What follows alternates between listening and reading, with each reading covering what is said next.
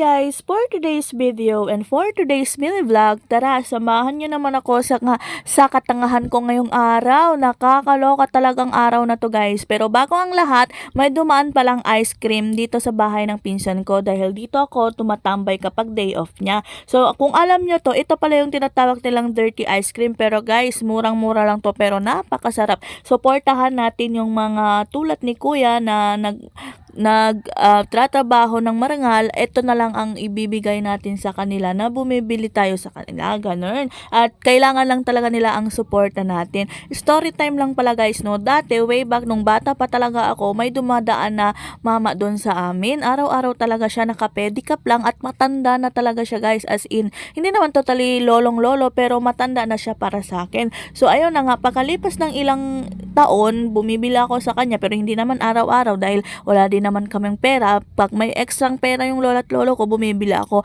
Ayun, pakalipas ng ilang taon guys, dumaan siya, nakamotor na siya.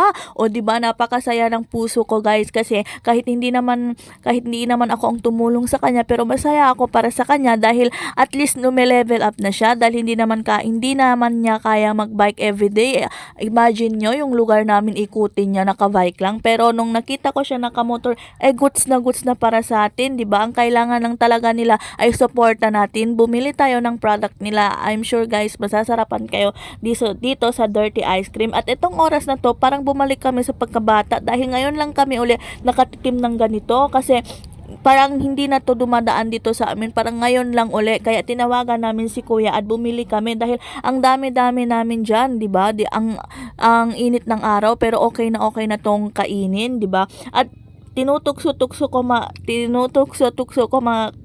pala dyan yung pinsan ko kasi naka-same color sila ni kuya. Sabi ko, kuya, yan pala yung asawa mo. Pero joke lang yon. So ayun na nga, ito na talaga yung oras na pinagsisihan ko kung bakit ko to ginawa. Iba talaga yung impluwensya ng TikTok guys, grabe. Yung araw na to guys, habang naghihiga ako is may nakita akong Thai teacher na favorite ko talaga siya, kamukha siya ni Main Char. So ayun na nga,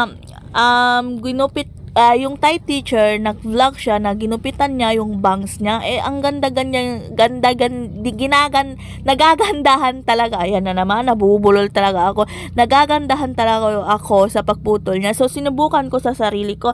Yung una guys, okay pa sana. Sana hindi ko na putol uli. Yan pa lang, okay na sana. Pero tiknan nyo ba naman sa napakakulit ko itong nangyari.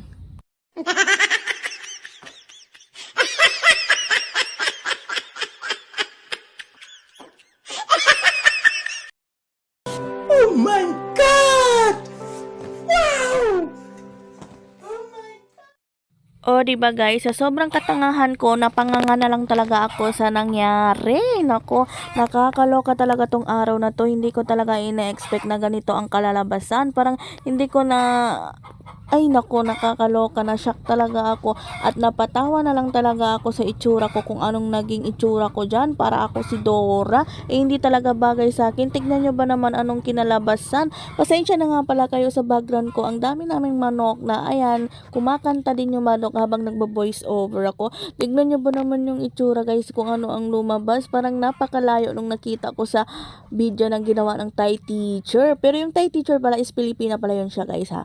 Ay nako, sa sobrang nakakainis, tumatawa na lang talaga ako sa nangyari sa buhok ko. Hindi ko alam kung anong ang gagawin ko dyan. Buti na lang guys. Pero alam nyo ba guys, hindi ko talaga to pinaalam sa mga friends at asawa ko una nung ginupitan ko to kasi nakakahiya. Buti na lang may hairpin. Tignan nyo ba naman anong klaseng itsura. So thank you for watching. Bye!